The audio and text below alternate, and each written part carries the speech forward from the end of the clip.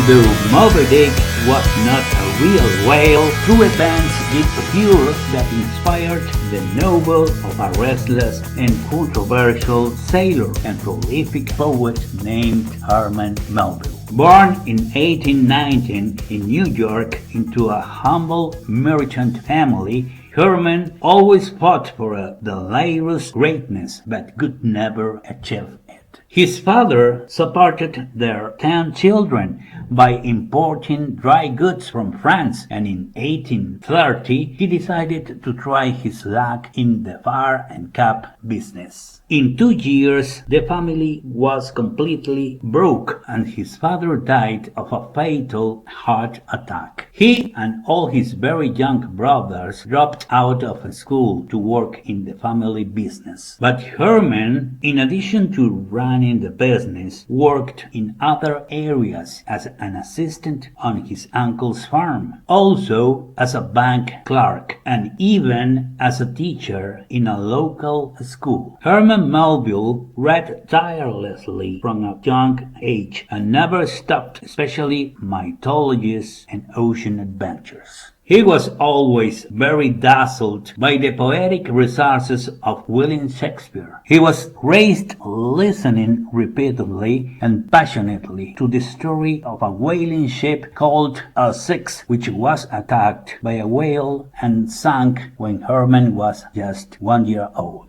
But it wouldn't be until the mid-1920s that the novel could be recognized and promoted as a literary excellence. In 1839, at the age of 20, he made his first voyage across the Atlantic as a sailor's apprentice on a freight ship, the St. Lawrence. After a year, he looked for work on a famous whaler that traded enormous quantities of oil by joining the occasional crew, whose experiences could provide him with good material for future writing. After almost 3 years aboard the Acacionet, Herman and a companion abandoned the ship and were captured by cannibal tribes in the volcanic islands Les Marquesas of the Pacific. His friend was eaten to the bone by the bloody cannibals, but he did manage to escape and surviving hidden for 40 days inside some long caves in volcanic mountains. In the end, he managed to stow away on another whaling ship, the Delusional, from Australia, when it docked to stock up on supplies. On the Delusional, Melville traveled to Tahiti, where along with part of the crew, he rioted to insist on following a very special whale route by refusing to do any other duty. He was jailed but escaped and sailed on a stolen boat to nearby Amio Island, where he worked on a huge potato farm. Fed up with his life on land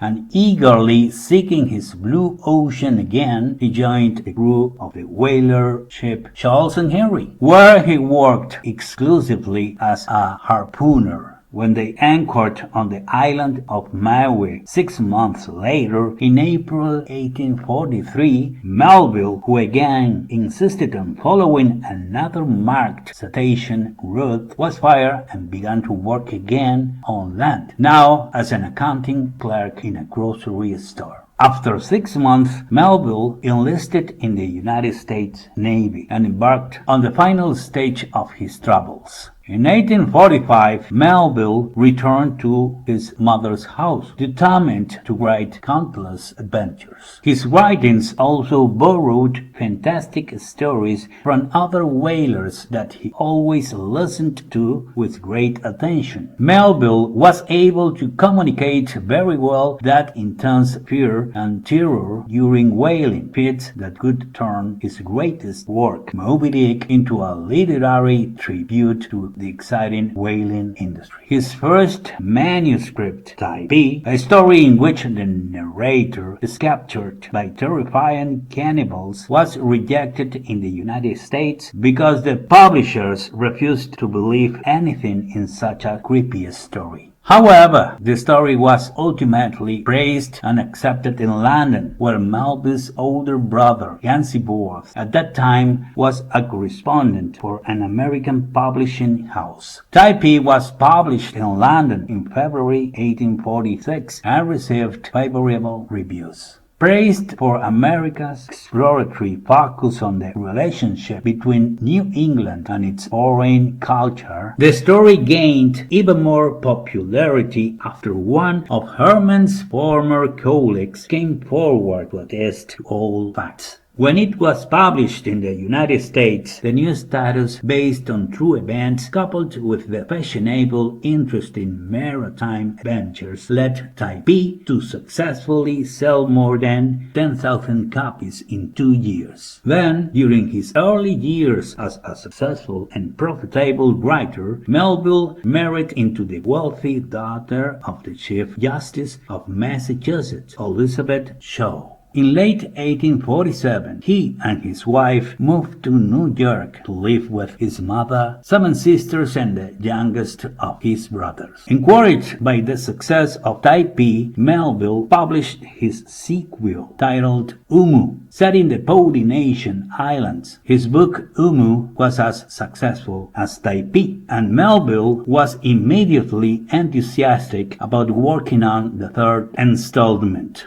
But the third book, entitled Moby and published in 1849, wasn't as well received as his previous two, a fact that is attributed to it being a much more absurd, crazy, and far-fetched story.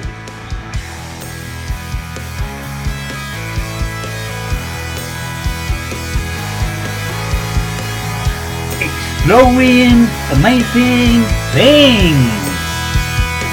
Based